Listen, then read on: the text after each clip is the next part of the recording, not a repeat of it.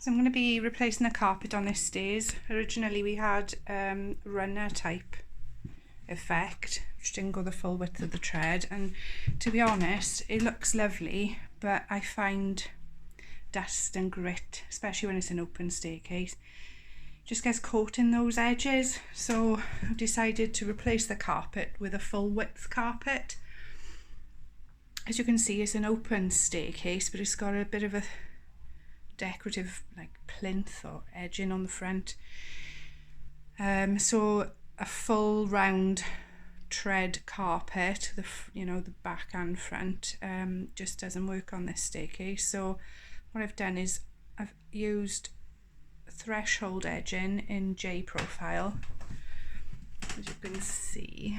If I show you this one, and I've popped that on each step, so it just curves around and just gives a nice finish on the edge. So the next part now is to crack on and get the underlay. So the underlay I'm using is rubber backed underlay, tread A. Don't ask me which one it is. It's red, that's all I know. It's a nice thick rubber backed underlay. I'm using that because the carpet we've opted for is relatively thin, as you can see.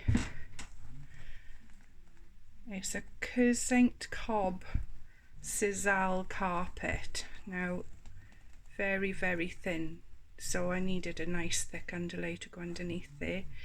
It's called Sisal No Bother, and that means it's attached Hessian back, which means that it can go down on any kind of underlay really, but the rubber underlay is what's recommended, so that's what I'm going for.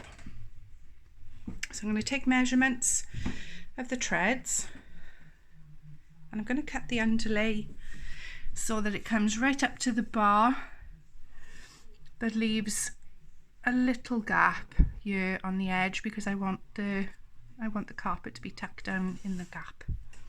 So let's see how it goes. It's worth pointing out that this is a platform staircase, so we've got this initial first step onto a platform, turning then up to the stairs. So what I'm going to do is start with the length of the stairs. I've got a 4 metre, it was meant to be 4 metre by 1 metre, but it does look longer than 1 metre actually. Underlay.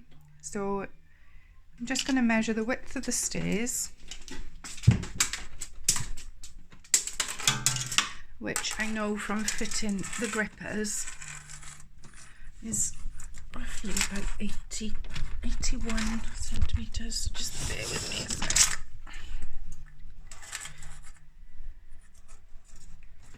Okay, so I just want that little gap either side. 82 centimetres, and we've got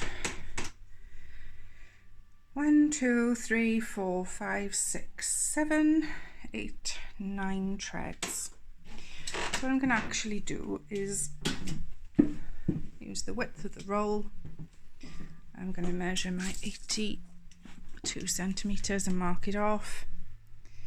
Then I'm going to re-measure each tread for its depth, just in case they vary, and I'm going to cut that out of the underlay. So here's the width of the carpet.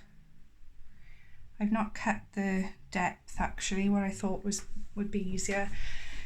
I'll start from the top and I'll staple in the underlay where it needs to be. There's a bit of a bullnose edge, but I'm not going to take the underlay over the edge because I don't want that to be too thick. So then I'm just going to cut the underlay right at the edge with the scissors or Stanley blade. So that's the first one done. I've just trimmed the edge all the way along just above the top of the bullnose edge, so that when the carpet pulls over it just tucks down nicely. and we've used the staple gun to just pin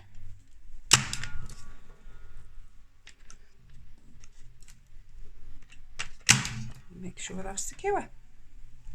And I'm going to carry on now with the rest. Okay, here's the finished result. So I am a complete novice, as I've said. I've never done this before. I've never fitted carpet or gripper or underlay. So forgive me if you spot loads of mistakes. I'm sure you have, those of you in the know. On the bottom platform, I've just put an edge in of standard tack fast gripper, and then each tread is covered in an underlay, right edge to edge, and up as far as the edge bar. So we're now ready for some carpet, I think. So what I'm going to do next is get the carpet ready, cut it up ready, and get some adhesive spray on this underlay for the carpet to stick to. I'm going to start with the edging, so I'm going to be tacking it underneath this bullnose edge, and then I'm going to be stretching the carpet so that it goes into the gripper at the edge, and hope that works. See you soon.